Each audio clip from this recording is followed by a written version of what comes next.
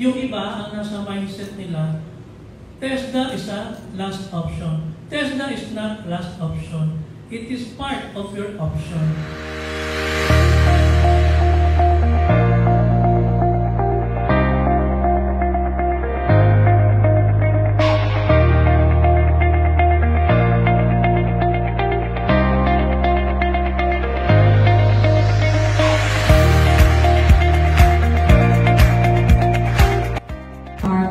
Provincial Director, DIR Mohaisin R. Manalaw, for his inspirational message.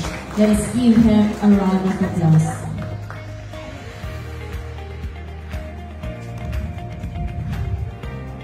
My deepest respect to our CPSC President, Sir Macario Aqualet, and also to our TESDA Manager or Assessment Manager for CPSC, Sir Reynaldo Marginino, sir, and to all staff and employees of CPSC, and to all my staff and employees in Provincial Office, magandang gabi po sa ating lahat.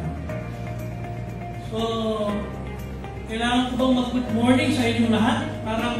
Para mabuhayan kayo ba? Good morning! Good morning! Mas magbuti yan, no?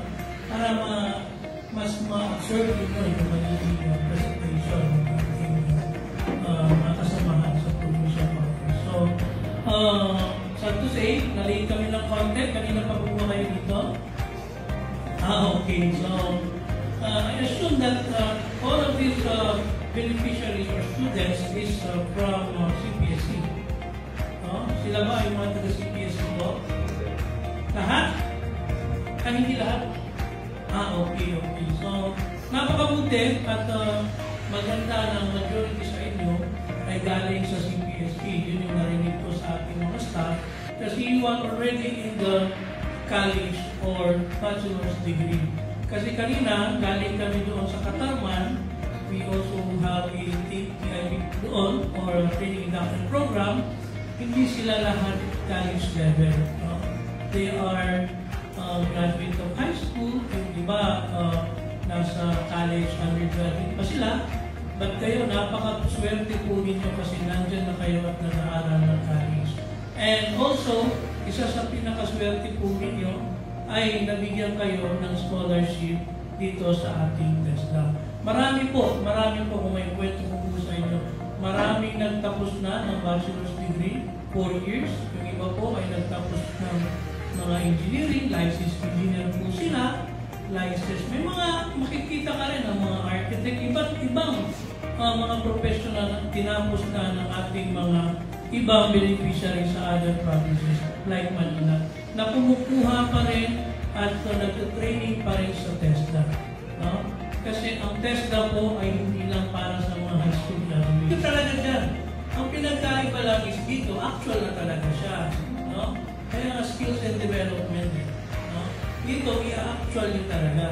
Sa ating mga nag-a-apply sa abroad, please po, pag-iseryoso, kung pwede matapos po ninyo, makuha ninyo yung national certificate. Kasi sa abroad po, hindi naman po sa annual discouraging yung mga nag-aaral ng BS, no?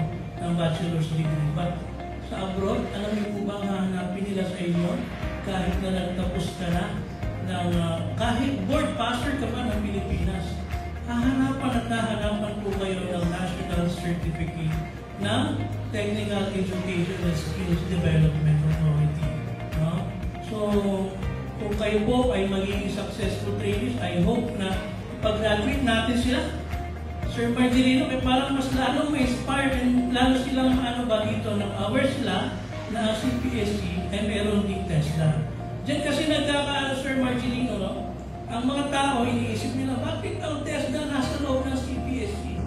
Kasi walang research yung iba about TESDA. That's why, sinabi ko sa inyo, ang ating Philippine government, we have 3 branches of education, which is CHED, TESDA, and DepEd. Nasa kalagitnaan po tayo ng CHED at saka TESDA. No? Kung hindi ka man makapag-proceed ng college, pwede ka mag-TESDA. Kung nasa college ka, pwede ka rin mag-TESDA. So, napaka-effective ng magiging training ninyo TESDA. So ngayon pa lang po, binabati ko na po kayo ng inyong pagtatapos kasi nakikita ko lahat kayo papasa. Kasi existing na yung mga learnings ninyo. Kasi yan yung mga courses na tinitake up ninyo ngayon. So sana pagbalik namin after a month ay kukuha na lang kayo ng certificate sa aming office sa Provincial Office of Canadian TESDA. No? And I hope na kung matapos naman po yan, makakuha pa kayo ng ibang NC, pwede man. Napakahalaga po ng national certificate.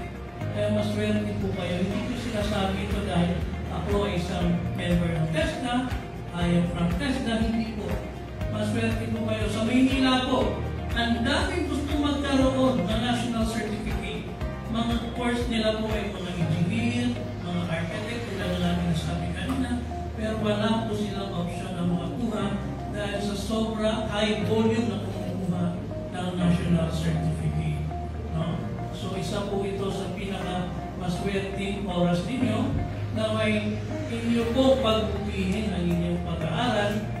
Aabutin lang po yan na wala pang mahigit isang buwan. Matatapos nyo yan. So kung kayo po ay magiging interesado, papasa at mag-assessment kayo, papasa rin kayo, makukuha po ninyo ang national certificate. But before that po, marami pong mga rules and regulations din po tayo na kailangan sundin. Marami rin po tayo kailangan pakinggan mamaya sa presentation. And I want all of you na ma-absorb po ninyo para hindi po kailangan itanong alalayan natin ang video. Kasi, so, ito po sa ICSC, I will take this opportunity to thank our President, Macario Oclaret, kasi hindi po na pinapabayaan na every year, nire-review talaga nila ang kanilang mga registration sa TESDA. So, through Sir Margelino, sana I am appealing to Sir Margelino and to our President na siyempre, dagdagan po natin, sir, ang ating mga program registration. As you remember, sir, nung mag-usap tayo, sabi ko, automotive lang. So, nalungkot ako ngayon, kinausap mo ako na yung mismo automotive nyo dito is temporary na close pa. No? So, baka ito na yung time, sir. Yes, so, baka ito na yung time na makapag-open kayo through TESDA. And napaka-ganda kung ma-open dito is higher pa, like NC3. No? Yes, sir, yes, sir. And also, kung makapagpa-open kayo ng diploma program, I think hindi naman magiging sagabal yun for this institution. No? Ang ating diploma program po, no, for your information, 3 years po siya sa TESDA. Kukunin mo po yan ng 3 taon. After mo makuha yan ng 3 taon, magkakaroon ka ng more or less 9 to 12 NC. No? National certificate. And after that 3 years, pwede nyo po yung i-continue sa labas. Or, it's either pwede rin yata dito sa CPSC para i-continue nyo siya para maging bachelor's degree.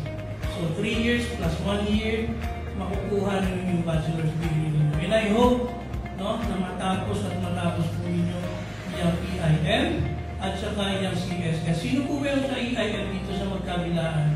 Pakitaas naman po kamay. Hindi ba yung EIM nyo? Kung tayo mahiya, ay mamimigay kami ng allowance. Wala po. So, dito CSS lahat. So, majority of CSS, ano yung course dito sa CPSC? LinkedIn sa computer po. Marami akong na-meet. May mga 5 NC na, 7 NC na. Sabi ko, alhin mo yan. Sabi niya, sir, pagpipilian ko yan. Kung mag-abroad ako. Sabi ko, very good. Kasi, pag nag-abroad ka, kung wala ka namang NC, hindi ka basta-basta makakapasok doon. No? So, to encourage everyone, kasi ang part ko lang naman dito, as your provincial director, ako po ay nagpulani sa inyo na nag-aral ng vocational course. No? Nag-aral ako ng Associate in Business Administration. 2 years before po ako nag-aral ng aking bachelor's degree. No? Kumuha na naman ako ng Bachelor of Science in Real Estate Management. Then after that, masteral, tuloy-tuloy na naging provincial director po. So hindi mo matatansay yung isang tao sa dahil lang sa panguha siya ng vocational. Kasi sa atin dito sa Pilipinas, ang mindset ng isang tao ay kumuha kasi ng vocational course, hindi continuity eh.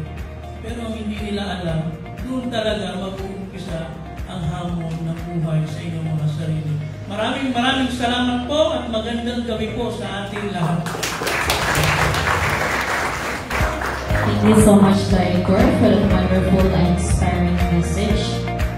And to conduct the orientation proper, may I call on our very active and supportive supervising TESDA Specialist Member.